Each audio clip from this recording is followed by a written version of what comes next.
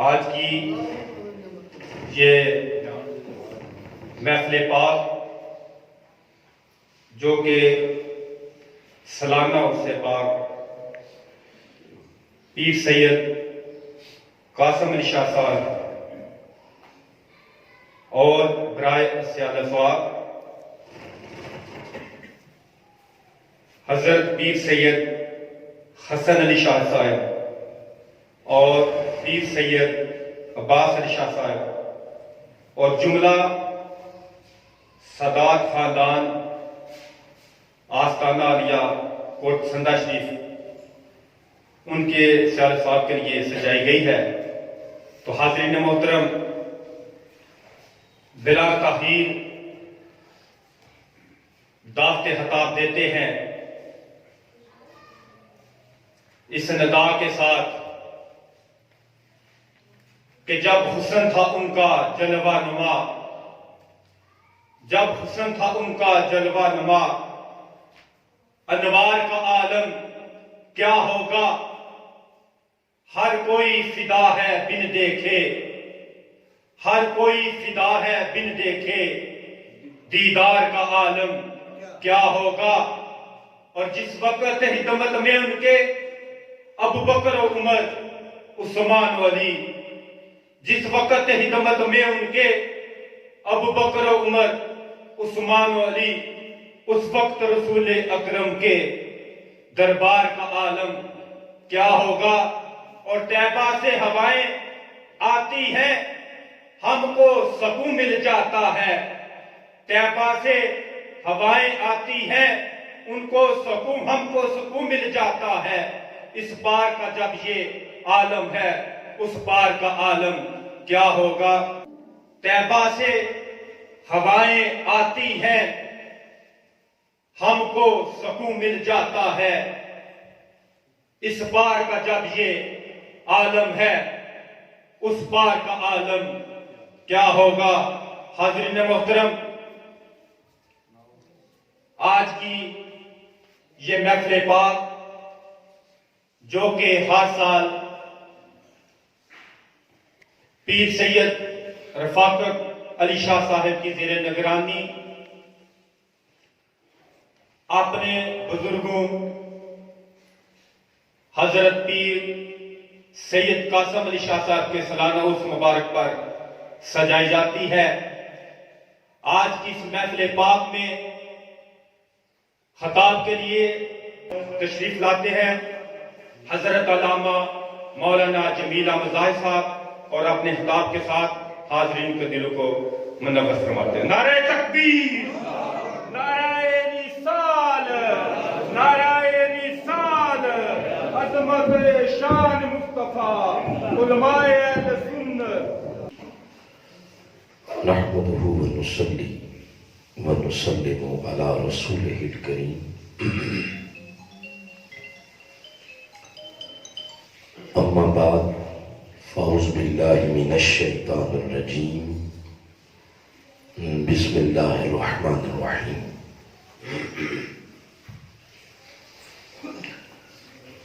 ایاک نعبد و ایاک نستعین، صدق اللہ مولانا العظیم۔ اللہم صلی علی سیدنا و مولانا محمد وعلی آلہ وصحبہ وبارک وسلم۔ الصلاة والسلام علیک یا رسول اللہ وعلی آلک واصحابک یا سیدی یا رحمۃ للعالمین وخاتم النبیین وشفیع المذنبین وجد الحسن والحسین والحمد للہ رب العالمین۔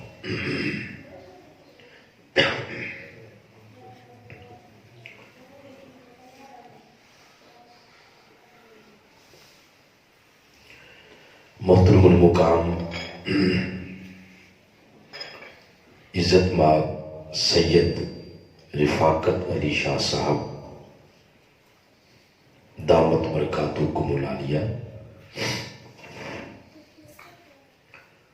پروگرام میں تشریف فرما معزز علماء کرام،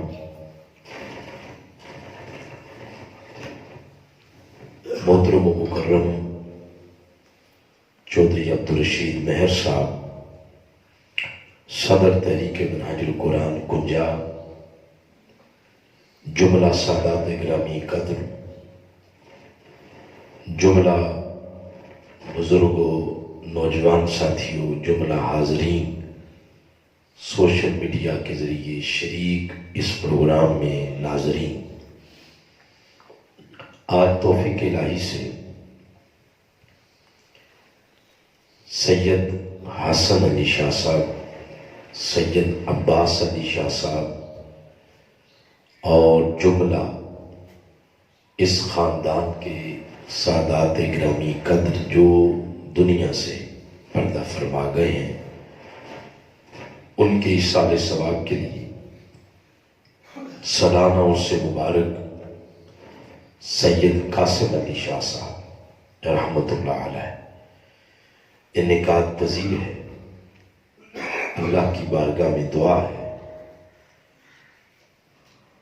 ان سادات گرامی قدر کو اللہ اپنے جد امجد مولا کائنات علی المرتضی کرم اللہ وجہہ الکریم اور سید کائنات فاطمہ الزہرا علیہ السلام کے قدمین شریفین میں جگہ عطا فرمائے اور ان کے مزارات پر کروڑہا رحمتوں کا نزول فرمائے، اور جو لوگ اس آستانے کے ساتھ منسلک ہیں،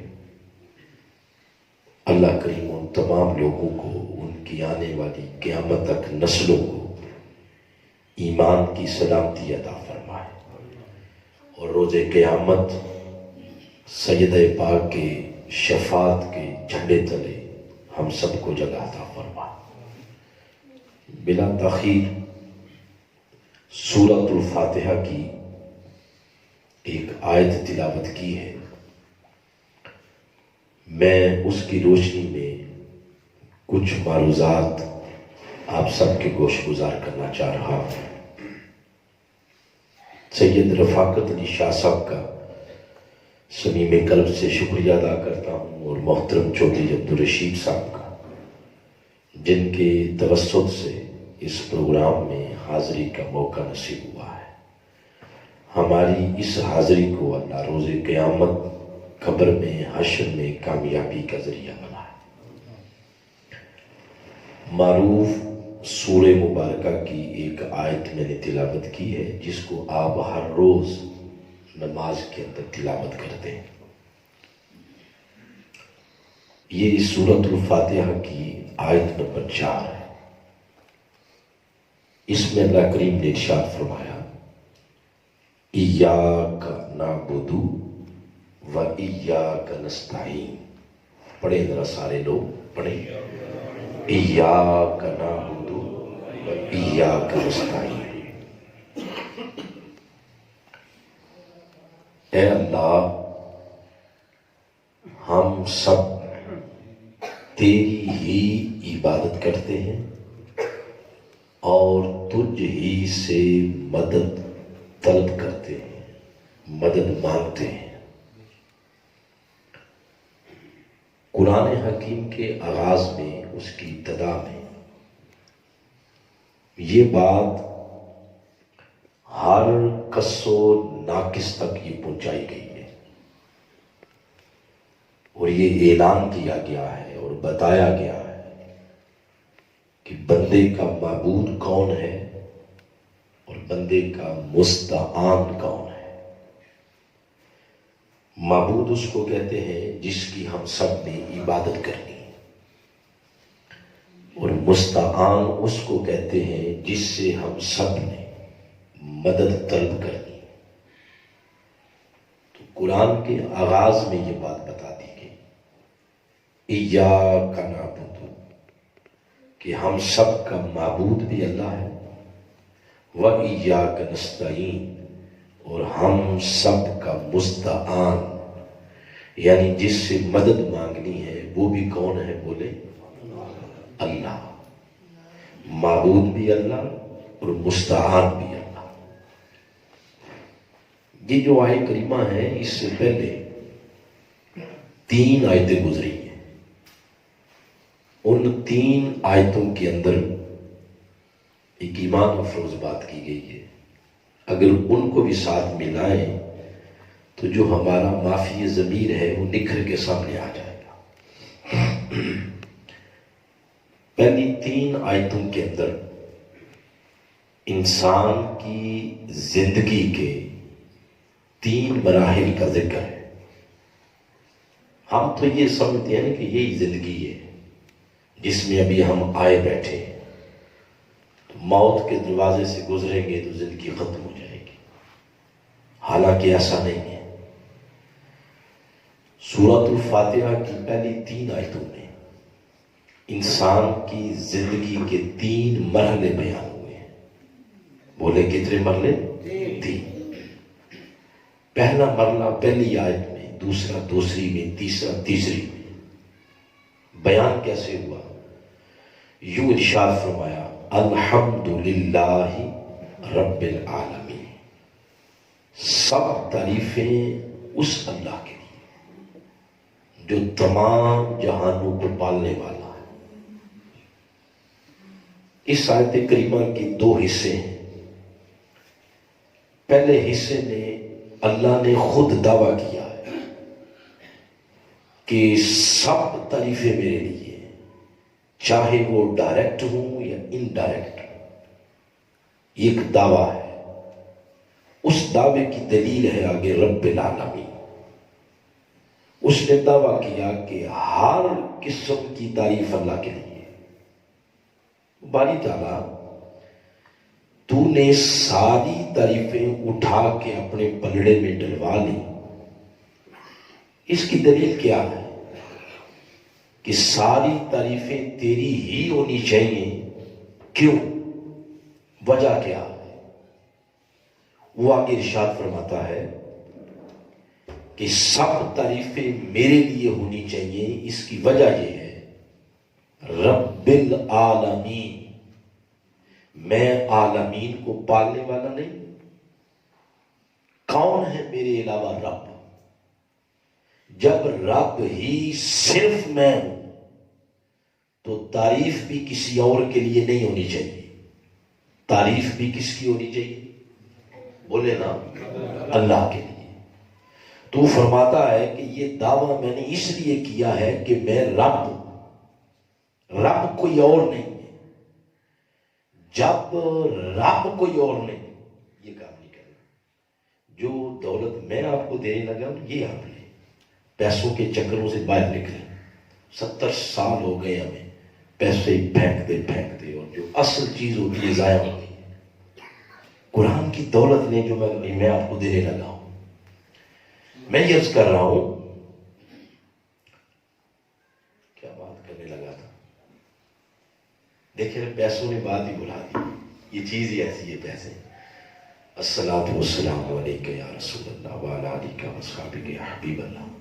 میں یہ عرض کر رہا ہوں کہ وہ یہ فرما رہا ہے کہ جب رب صرف میں ہوں تو تعریف بھی صرف اور صرف میرے لیے ہونی چاہیے.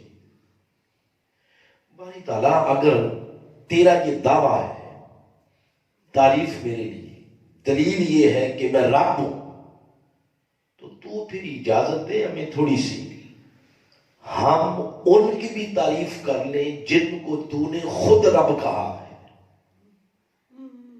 اس نے کس کو رب کہا ہے؟ قرآن پاک میں ایک اور جگہ ارشاد فرمایا والدین کے بارے میں، قل رب ارحمہما کما ربیانی صغیرا. بندہ دعا کرتا ہے کہ باری تعالیٰ یہ جو میرے ماں باپ ہیں ان پر اپنی رحمتوں کا نزول کر. کیوں؟ ربیانی، وہ میرے رب تھے. کب؟ صغیرا، جب میں چھوٹا تھا، جب میرا بچپنا تھا تو یہ میرے رب تھے. تو باری تعالیٰ اجازت دے پھر ان کی بھی تعریف کی جائے جن کو تو نے لفظ رب کا خود ٹائٹل دیا ہے. تو پھر یہ آیت کریمہ اور سورۃ الفاتحہ کی پہلی آیت کریمہ، ان دونوں میں جب کمپیریزن کریں تو یہ زبان حال سے بتاتی ہے کہ بندے ان کے رب ہونے میں اور اس کے رب ہونے میں زمین آسمان کا فرق ہے. اتنا فرق ہے کہ ماں اور باپ یہ رب تو اس وقت بنے گا جب ایک چیز بن صبر کے ماں کی گود میں آ گئی. یعنی بچہ ہے بن صبر کے 9 ماہ کے بعد ماں کی گود میں آ گیا تو ماں نے پالنا شروع کر دیا, باپ نے پالنا شروع کر دیا. یہ رب اس وقت بنے جب ایک چیز ان کے سامنے آ گئی, ان کی گود میں آ گئی. اور بندے تجھے پتا ہے میں کب سے رب ہوں؟ میں تب سے رب ہوں جب تو ماں کے پیٹ میں تھا. وہاں کسی کو دخل اندازی کی جرت نہیں تھی. وہاں ایک تولیدی قطرے سے تیرا وجود کس نے بنایا؟ تیرے نین نقش کس نے بنایا؟ وہاں تیری خوراک, آکسیجن, ان تمام معاملات کا انتظام انسلام کس نے کیا؟ بلکہ اس سے بھی پیچھے جا, تیری ہستی کا نام نشان تک نہیں تھا. تو عدم تھا. عدم کا معنی کچھ بھی نہیں تھا. تجھے عدم سے نکال کے تیری زندگی کی شروعات ہی کرنے والا میں, تیری زندگی کی ابتدا کرنے والا میں, تیری زندگی کا نقطہ آغاز وہ میں نے کیا. تیری ابتدا, تیری شروعات, تیری زندگی کا آغاز وہ میں نے کیا. تو میں تو تب سے رب ہوں جب تیری ہستی کا نام و نشان نہیں تھا. عدم سے نکال کے عالمی امکان میں میں لایا ہوں. تو لفظ رب بول کر اس نے انسان کی زندگی کے ابتدائی مرحلے کا ذکر کیا ہے. یہ جو میں نے پہلے بیان کیا نا آپ کو کہ پہلی 3 آیتوں میں کتنے مرحلوں کا بیان ہے؟ 3. تو پہلی آیت اس کا یہ جو لفظ ہے رب, لفظ رب کے ذریعے انسان کی زندگی کے ابتدائی مرحلے کا ذکر کیا جا رہا. جب اس کی ابتدا ہو گئی یہ دنیا میں آ گیا. یہ جو دنیا جس میں اس وقت ہم آپ اور میں بیٹھے, یہ انسان کا پھر درمیانی مرحلہ ہے. جب یہ یہاں آ گیا اب اس کے جسم کے بقا کے لیے بڑی چیزوں کی ضرورت تھی. ماں کی مامتا, خوراک, روشنی, چاند, سورج, زمین, پانی, آکسیجن, یہ نظام انہضام, یہ بصارت, یہ سماعت, یہ ساری چیزیں. تو مولا یہ کہاں سے ملے گی؟ اس نے کہا بندے فکر نہیں کرنی. اگر میں رب بن کر تیرا آغاز کر سکتا ہوں, رب بن کر تیری ابتدا کر سکتا ہوں, رب بن کر تجھے شروع کر سکتا ہوں, تو الرحمن الرحیم اب فکر نہیں کرنی. میں رحمان اور رحیم بن کے تیری زندگی کے دوسرے مرحلے میں جس شے کی ضرورت ہے میں رحمان اور رحیم بن کر وہ چیزیں تجھے پرووائڈ کرتا ہوں. سبحان اللہ, ماشاءاللہ. انسان کی زندگی کے دوسرے مرحلے کا ذکر اس نے اپنی صفت رحمان اور صفت رحیمیت بول کر انسان کی زندگی کے اس دوسرے مرحلے کا ذکر کیا ہے جس میں میں اور آپ ہم سب بیٹھے ہیں. یہ بارشوں کا برسنا, یہ سورج کی روشنی, یہ چاند کی ٹھنڈک, یہ سورج کی تمازن, پھولوں کی ٹھنڈک, یہ پانی, آکسیجن, آپ کی سماعت, بصارت, نظام انہضام, آپ کے جسم کا چلنا, یہ سب کچھ جو نعمتیں ہیں یہ ساری نعمتیں وہ رحمان اور رحیم بن کر پرووائڈ کر رہا ہے. اس کی نعمتیں کو تھوڑی, آپ اس کی صرف ایک نعمت دیکھ لیں, یہ آنکھ, جس کے بارے میں فرماتا الم نجعل لہ عینین, کیا تمہیں دیکھنے کے لیے 2 آنکھیں نہیں دی؟ ولسانا وشفتین, تمہیں ایک زبان اور 2 ہونٹ نہیں دیے؟ ایک ایک نعمت کا ذکر کرتا. تو یہ ساری نعمتیں وہ رحمان اور رحیم بن کر زندگی کے اس دوسرے مرحلے میں ہم سب کو پرووائڈ کر رہا ہے. تو کتنے مرحلے ہوں گے زندگی کے؟ بولے نا 2. اب جب یہ 2 مرحلے ختم ہوں گے تو پھر کل نفس ذائقۃ الموت کا وعدہ آتا ہے. بندہ اس دروازے سے گزرتا ہے، اگلے جہاں میں جاتا ہے، جس کے بارے میں فرمایا مالک یوم الدین۔ اب یہ اس آخری مرحلے کا ذکر ہے۔ یہ مرحلہ آخری ہے لیکن اینڈ لیس ہے، اینڈ کوئی نہیں اس کا، اختتام کوئی نہیں، اس کا کوئی نقطہ اختتام نہیں ہے، اینڈ لیس زندگی ہے۔ وہ فرماتا بندے مالک یوم الدین، جب تم موت کے دروازے سے گزر کے آگے جائے گا تو قبر کی پہلی شام اس مرحلے کی ابتدا ہو جائے گی، شروع ہو جائے گا۔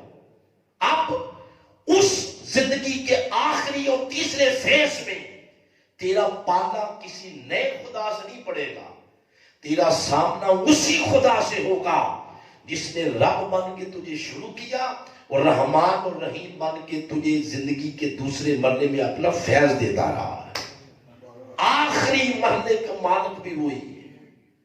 تو 3 انسانی زندگی کے مراحل کا ذکر کیا پہلی 3 آیات میں، یہ کر کے اب آیت نمبر 4 میں یک لخت بیان ہی بدل گیا۔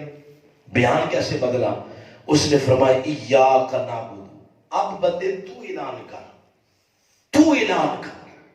اور خدا کی ساری خدائی کو بتا کہ تیرا کون معبود ہے، تیرا کون ہے مستعان۔ اب یہ جو زندگی کے 3 مراحل ہیں ان میں سے ایک مرحلے کو میرے نام لگا دے۔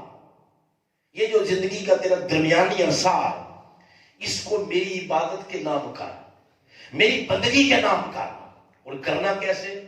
فرمایا ایاک نعبد، نعبد مضارع کا صیغہ ہے، اس میں سارے زمانے آ گئے، حال آ گیا، فیچر آ گیا۔ یعنی عبادت اس طرح کرنی ہے کہ تیری زندگی کا ایک ایک لمحہ، لحظہ، گھڑی، وقت، سیکنڈ میری بندگی کے دائرے کے اندر گزرنا چاہیے۔ ایاک نعبد، اس زندگی کے دوسرے مرحلے کو میری بندگی کے نام لگا دے۔ اس طرح بات کی جا رہی ہے۔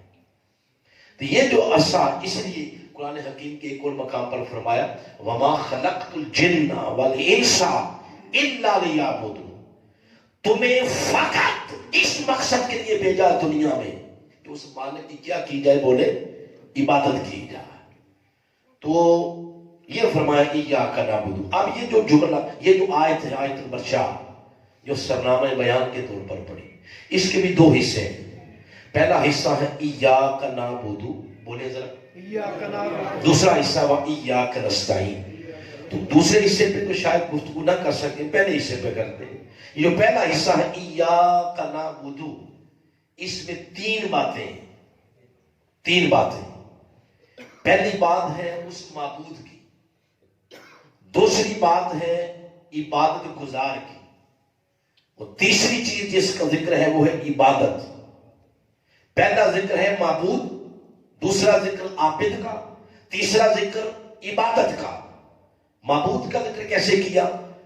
فرمایا ایاک، یہ جو کا ہے کا، اس سے مراد ہے اللہ، صرف تو۔ ایا اس کا معنی صرف، کا معنی ہے تو سے مراد اللہ۔ آگے لفظ آ گیا نعبد، بولے ذرا، یہ نون سے شروع ہے نا، نون سے، اس نون کا معنی ہم، آگے رہ گیا عین با دال عبادہ، یہ عبادت ہے۔ تو آپ دیکھیں عبادت بھی بعد میں ہے، ہم بھی بعد میں ہے، اور پہلے کون ہے؟ معبود اللہ۔ ایاک، گویا اسے کیا پتا چلا؟ ہم پڑھتے تو ہر روز ہیں، کبھی غور نہیں کیا اس کا مطلب کیا ہے۔ مطلب یہ ہے کہ وہ معبود کہہ رہا ہے کہ اے بندے اپنے آپ کو بھی درمیان سے نکال، اپنی عبادت کو بھی درمیان سے نکال۔ تو کیا ہے؟ تو راجہ ہے، چودھری ہے، جٹ ہے، بٹ ہے، تو مغل ہے، قریشی ہے، گوندن ہے، وڑائش ہے، کیا کچھ ہے؟ تیرے پاس 20واں سکیل ہے یا 22واں؟ تیرے پاس ڈالر ہے یا پاؤنڈ ہے؟ مربع ہے یا ایکڑ ہے؟ تو کیا کچھ ہے؟ اس کی نفی کا اپنی عبادت کو بھی نکال۔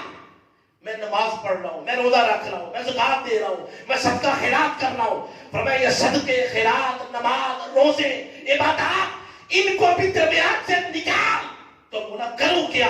ایاکا، سب سے پہلے اپنی توجہ اور خیال اور دھیان کا مرکز و محور میری ذات کو بنا۔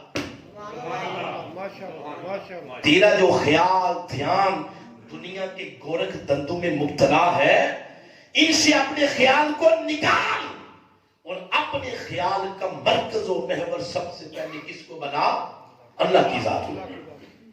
کہنے کا مطلب یہ تھا، اس نے اپنا ذکر پہلے اس لیے کیا، اس لیے نہیں کیا کہ وہ سب سے بڑا ہے تو اس لیے ذکر پہلے ہونا چاہیے۔ اگر یہی لے لیا جائے کہ وہ بڑا ہے تو اس کا ذکر پہلے کرنا چاہیے تو کیا خیال ہے؟ اگر یوں لفظ بول دیا جائے نعبدو ایاکا، اللہ کا ذکر بعد میں کر دیا جائے تو ہمارا اللہ کا ذکر بعد میں کرنا، اس سے اللہ چھوٹا ہو جائے گا؟ بولو نا، وہ ان پیمانوں سے پاک ہے، چھوٹا ہونا بڑا ہونا۔ جب اس نے یہ جو کہہ دیا کہ رب العالمین، اب ان پیمانوں سے وہ پاک ہے۔ یہ جو اس نے ذکر کیا ہے صرف ہمارے لیے کہ بندے تیری جو توجہ خیال دھیان دنیا کے گورکھ دندوں میں مبتلا ہے، ان سے اپنے آپ کو نکال پہلے۔ یہی وجہ جب اولیاء کرام کی ہم بیعت کرتے ہیں، بیعت آستانوں کے ساتھ منسلک ہوتے ہیں تو وہ پہلے نفی کا ذکر کراتے ہیں، لا الہ لا الہ لا الہ، اس کی ضرب لگاتے ہیں۔ یہاں سلطان باہو نے بھی پھر کیا فرمایا تھا؟ نفی اس اسبات دا پانی ملیا، تو پہلے کیا کہا؟ نفی۔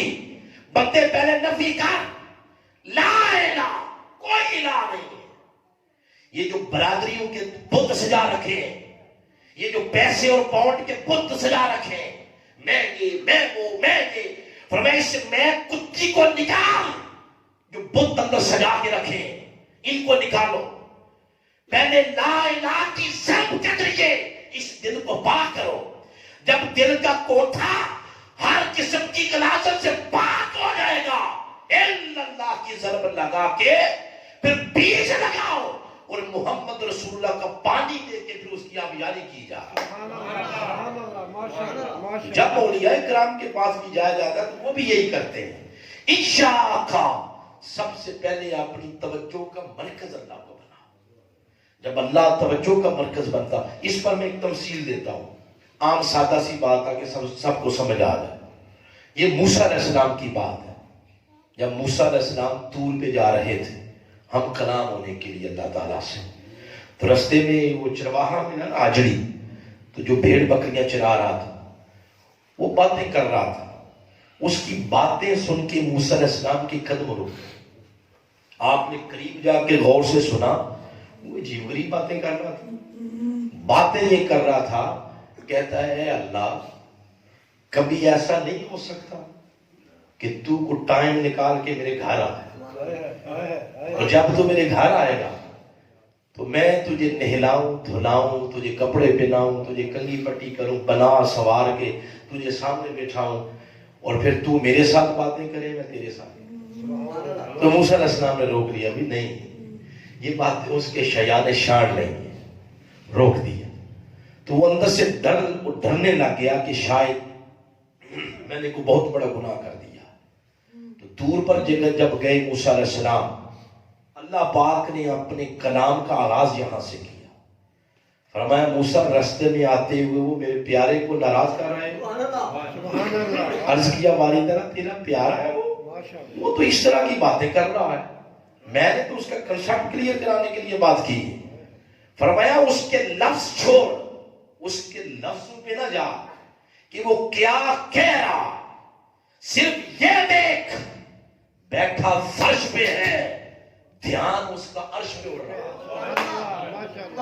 بیٹھا زمین پہ ہے، خیال دھیان توجہ زمین پہ نہیں، خیال دھیان سارا میری بارگاہ۔ تو اصل اس دھیان اور توجہ کا مول پڑتا ہے، مول اس کا لگتا ہے کہ بندے کا دھیان کیا ہے، کہاں ہے، بندے کی توجہ کہاں ہے۔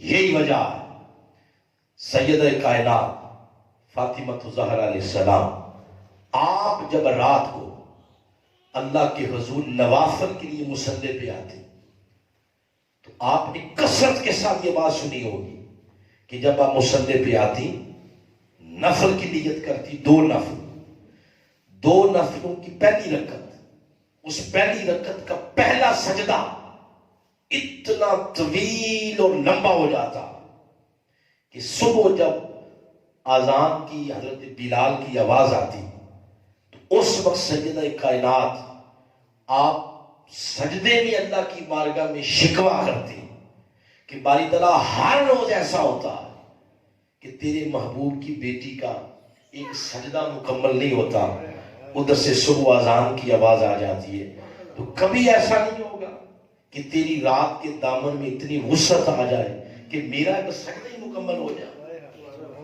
شکوہ کرتے، یہ آپ نے سنا ہے، پہلے بھی بات سنی ہے، کبھی تجربہ تو کریں رات کو گھر جا کے، آپ کریں اتنا لمبا سجدہ کر سکتے ہیں؟ آدھا گھنٹہ میکسیمم کر لیں، کوئی لمبا تیر مار لیں تو کوئی 1 گھنٹہ سجدے میں، وہ بھی ہو سکتا ہے کسی کی روح ہی نکل جائے، یہ بھی ہو سکتا ہے کہ بندہ سو ہی جائے، 10-12 منٹ 20 منٹ بندہ تھک جائے اٹھ کے کہ میں تو سونے لگا ہوں۔ ہم نہیں کر سکتے، لیکن سیدہ کائنات فاطمہ الزہرا ان کی ساری زندگی کا معمول تھا، ایسا پاسبل نہیں ہے مگر ان کے لیے ممکن تھا۔ کیسے تھا؟ اس کی ایک ہی ریزن ہے، اس کے علاوہ کوئی بندہ اپنا سار مارے دیواروں کو جو مرضی کرے کہ اس کی ریزن کیا، اس کی وجہ صرف ایک ہی ہے کہ جب آپ سجدے میں جاتی وہ حسن مطلق بے نقاب ہو کے جب ان کی آنکھوں کے سامنے آتا، اس حسن کے جلووں کو تکتے تکتے ایک ہی سجدے میں ساری رات گزر جاتی، پتہ ہی نہ چلتا کہ میں نے دوسرا سجدہ کرنا، ایک ہی سجدے میں ساری رات اس لیے گزر جاتی کہ اس حسن مطلق کے جلوے جب آنکھوں کے سامنے آتے ان کی لذت اتنی ہوتی کہ ایک سجدہ اتنا طویل ہو جاتا۔ اور مولا کائنات کو ایک جنگ میں تیر لگا پنڈلی میں، بہت گہرا چلا گیا، اور جب لوگ کھینچتے تو آپ کو درد کی ٹھیس اٹھتی، تو پھر بالآخر یہ فیصلہ کیا گیا کہ رہنے دیا گیا۔ جب آپ نماز پڑھنے لگے تو کسی نے آگے بڑھ کر کھینچا، آرام سے نکال لیا۔ جب نماز مکمل ہوئی تو پھر آپ نے توجہ کی، فرمایا وہ تیر کدھر گیا؟ آپ کے احباب نے بتایا کہ ہم نے نکال دیا۔ قسم کھا کے فرمایا کہ مجھے چمٹی یعنی کیڑی چمٹی کے کاٹنے جتنے درد کا احساس بھی نہیں ہوا۔ بڑے بڑے صحابہ کرام ہیں، آقا کے پیچھے جب نماز پڑھتے تو پرندے ان کے سروں پہ آ کے بیٹھ جاتے، انہیں یوں محسوس ہوتا کہ جیسے کوئی بے جان درخت ان کے سروں پہ آ کے بیٹھ جاتے۔ یہ سب کچھ کیا تھا؟ اس کی ایک ہی ریزن ہے کہ وہ نمازیں میری اور آپ کی ہیں جس میں دنیا کے 100 دھندے اور خیالات ہیں، یہ ان کی تھی۔ جب حالت نماز میں ہوتے تو اللہ کے جلووں کو تکنے میں یوں میں ہو جاتے کہ راتیں گزر جاتی، دیر نکل جاتے، مگر انہیں احساس نہ ہوتا۔ کیوں؟ ان کی ساری توجہ کا مرکز و محور اللہ کی ذات ہوتی۔ افسوس ہم زندگی میں صرف ایک بات یہی نہیں دیکھ سکے، کلمے پڑھ لیے کیونکہ ماں باپ جو مسلمان تھے تو اس لیے کلمے پڑھ لیے، ساری زندگی اس ایک بات کو نہیں لے سکے۔ ساری زندگی ہم نے جو ہماری جسمانی صلاحیتیں ہیں، کسی کے پاس پیسے کی صلاحیتیں، کسی کے پاس بولنے کی صلاحیت، کسی کے پاس سیاسی صلاحیت، کسی کے پاس معاشی صلاحیت، کسی کے پاس علمی صلاحیت، کوئی ذہن کا بڑا چالاک ہے، کسی کی سماعت بڑی ہے، کسی کی بصارت بہت زیادہ ہے۔ یہ ساری صلاحیتیں ہم نے ساری زندگی اپنی برادریاں چمکانے میں دی، اللہ کے دین کو نہیں دی، اس اللہ کو نہیں دی، اللہ کی ذات کا قرب حاصل کرنے کے لیے یہ صلاحیتیں وقف نہیں کی۔ اگر زندگی ساری برادری کو چمکانا تھا تو رام رام ہی کرتے رہتے، کلمہ پڑھنے کی کیا ضرورت تھی؟ اسلام میں آنے کی کیا ضرورت تھی؟ اگر ساری زندگی توجہ کوٹھیوں اور کاروں اور گاڑیوں میں اور برادریوں میں اور میں کیا ہوں میں اگر میں کے بت کو ہی سجانا تھا تو پھر رام رام ہی کرتے رہتے۔ اس لیے سورۃ الفاتحہ میں یہ پہلی بات یہ بتائی جا رہی ہے، ایاکا، بندے اپنی فکر کا، سوچ کا، دھیان کا، توجہ کا مرکز و محور پہلے اللہ کو بنا۔ جب اللہ بن جائے مرکز و محور، پھر شادیاں کرو، بیاہ کرو، غمیاں، خوشیاں، اٹھتے بیٹھتے، کاروبار، معاملات دنیا، جو بھی کرو وہ عبادت ہی ہوگی۔ کیوں؟ تم کاروبار رہے ہو، خیال اللہ کی طرف ہے۔ شادیاں، بیاہ، خوشی، غمی، اس میں مصروف ہوتا ہے بندہ، مگر خیال کدھر ہوتا ہے؟ بولے نا، اللہ کی طرف ہوتا ہے۔ جب خیال اور دھیان کا مرکز اللہ بن جائے، پھر غم نہیں رہتے، خوشیاں نہیں رہتی۔ خوشیوں کے اندر بندہ سرکش نہیں ہوتا، اور غمی کے اندر بندہ بے صبرا نہیں ہوتا۔ کیوں؟ دونوں حالتوں میں اس کا خیال اور دھیان اللہ کی طرف ہوتا ہے۔ کبھی آپ پڑھنا چاہیں، میں بس آخری باتیں کر کے گفتگو ختم کرنے لگا، سورہ یوسف کو پڑھے آپ، تو 12 نمبر سورہ ہے۔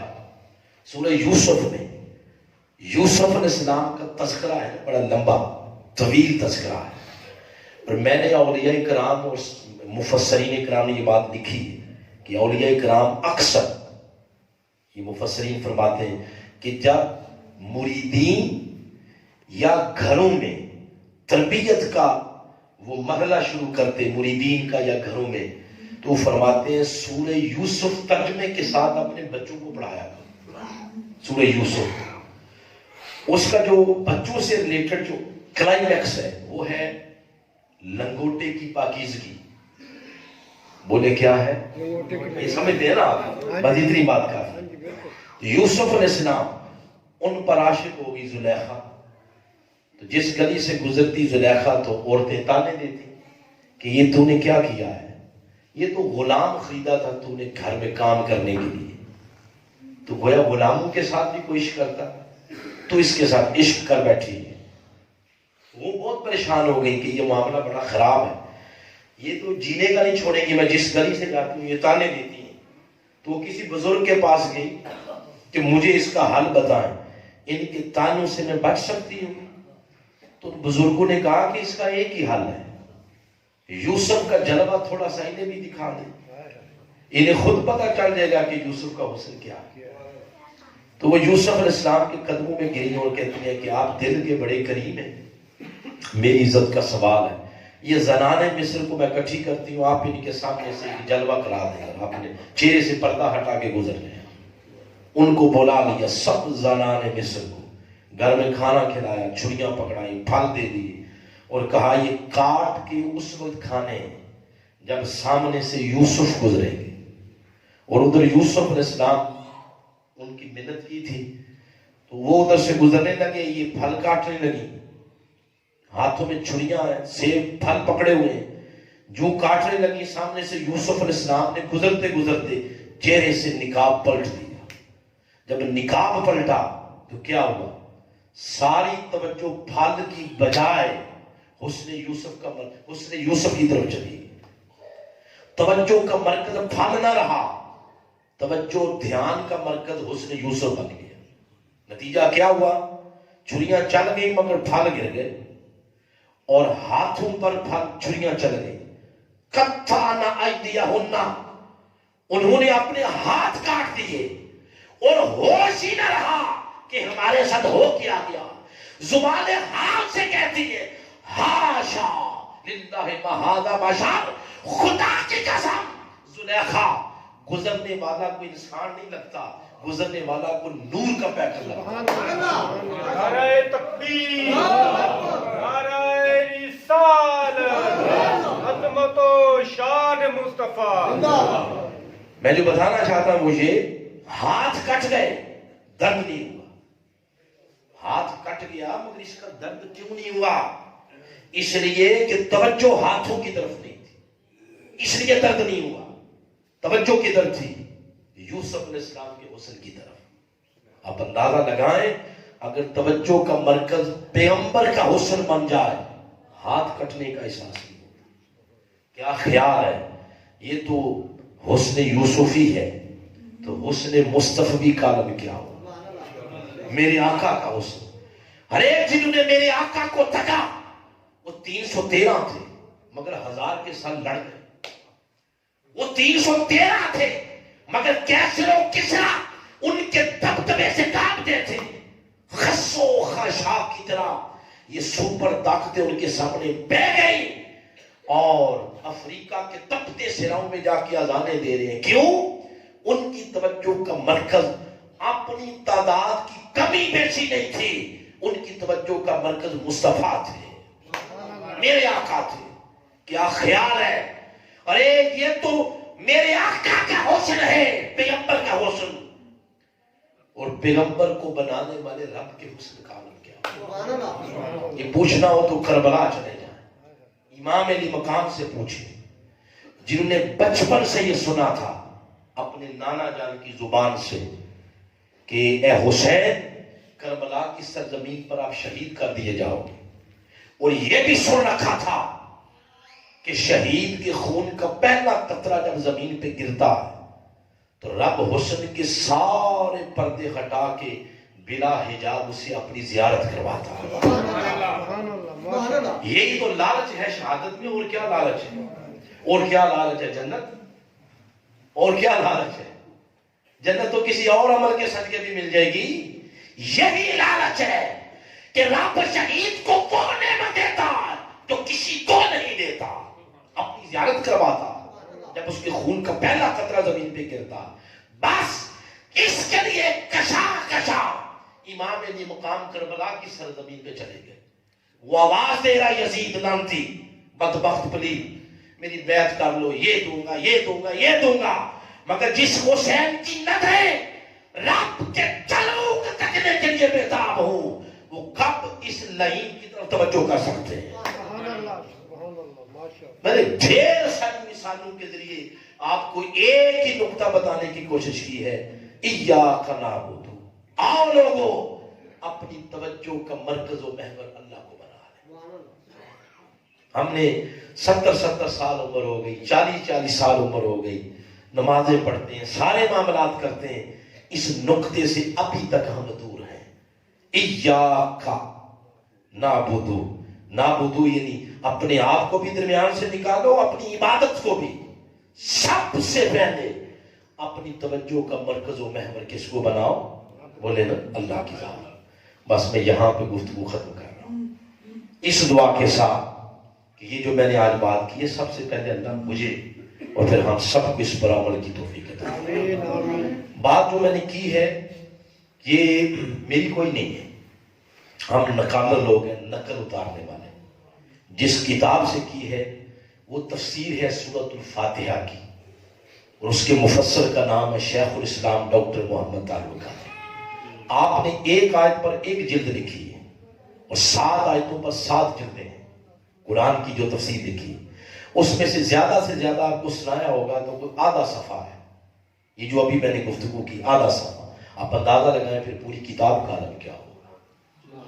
آئیں وقت کے مجدد کی فکر کو پڑھیں، اور وہ فکر جس بات پہ جا کے منتج ہوگی اس کا نام مصطفی انقلاب ہے. وہ انقلاب جس کے نتیجے میں طاغوت کے پرچم سارے نیچے آئیں گے اور حسین کے نانا جان کا پرچم سب سے اونچا ہوگا. سبحان اللہ. اس کے لیے پھر کوشش اور سٹرگل ہو رہی ہے. بس یہاں پہ میں اپنی بات کو ختم کر رہا ہوں. اس دعا کے مزید آپ ہمارا درس قرآن ہوتا ہے جیرا والی اور گنجا، تو آپ مزید سننا چاہیں آپ وہاں تشریف لا سکتے ہیں. میں یہاں پر بات ختم ہے. میری لیفٹ سائڈ پہ محترم علامہ صاحب بیٹھے ہیں، مجھے اس میں گرامی نہیں ان کا پتہ. اللہ بڑا مجھے بتاتے تو صحیح سادات بیٹھے ہیں ساتھ. جی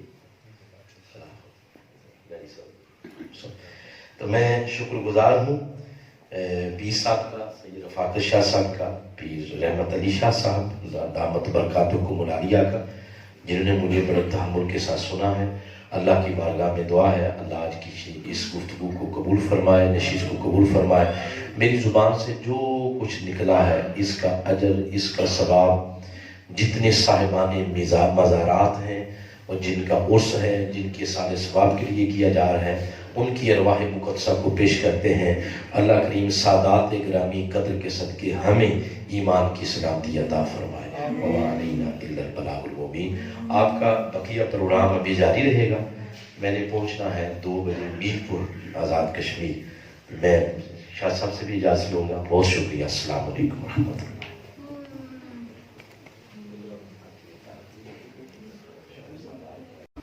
حضرت علامہ مولانا جمیل احمد ظاہر صاحب، مرکزی ناظم دعوت تحریک منہاج القرآن انٹرنیشنل، اپنے خطاب کے ساتھ حاضرین کے دلوں کو منور فرما رہے تھے۔ حاضرین محترم، علامہ صاحب کا ہر ماہ درس قرآن کنجا اور جیران والی میں ہوتا ہے۔ اس جمعہ کو یہ جو جمعہ آ رہا ہے، مغرب تا عشاء جیران والی میں درس قرآن ہوگا، اور عشاء کے بعد جامعہ مسجد قباء منہاج القرآن چکنا والی روڈ کنجا، اس میں عشاء کے بعد درس قرآن ہوگا۔